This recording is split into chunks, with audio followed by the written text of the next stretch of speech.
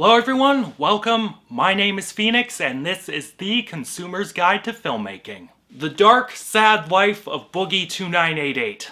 2023, Mike Klume.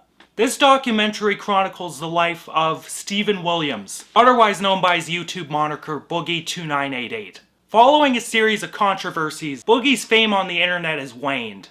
Director Mike Klume follows Boogie's current life and documents his financial struggles, medical issues, and day-to-day activities. So this documentary was doing some numbers on YouTube and was getting a ton of attention on the platform. The film podcast Sardonicast that I follow even covered it. So, I had to check this one out. And I gotta say, I was really impressed with this revealing and startling portrait of an internet darling turned lolcow.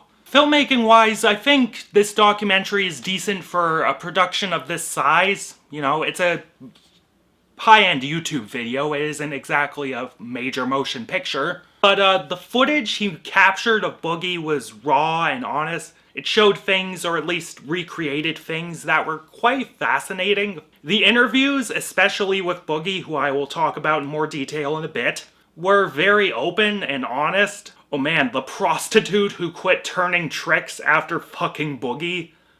That is a story that needs to be heard to truly fucking appreciate.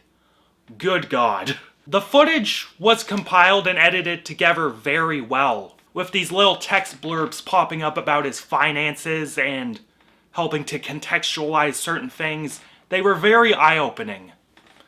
The only part of the documentary that bothered me was the music.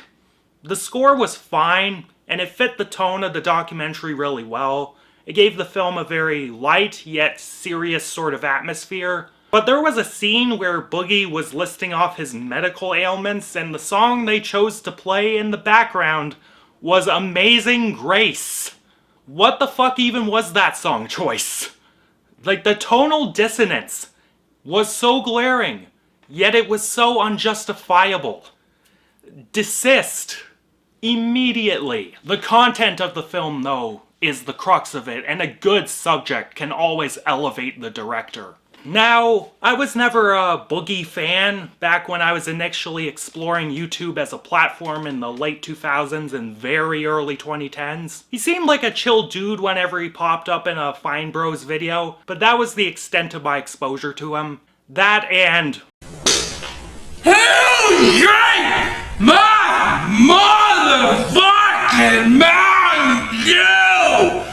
You sons of bitches! Yeah. The only way I really learned of what he was up to in recent times and how much of a train wreck he had become was when I started following another YouTuber called the Eye of Saul.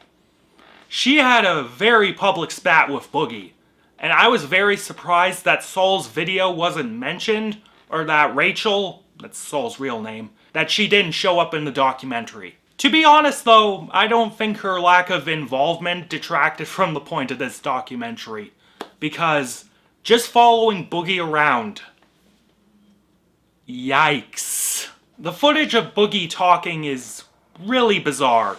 He almost seems contrite about his situation, and when he speaks there is this illusory sense of self-awareness that cakes his words. You almost feel bad about the guy.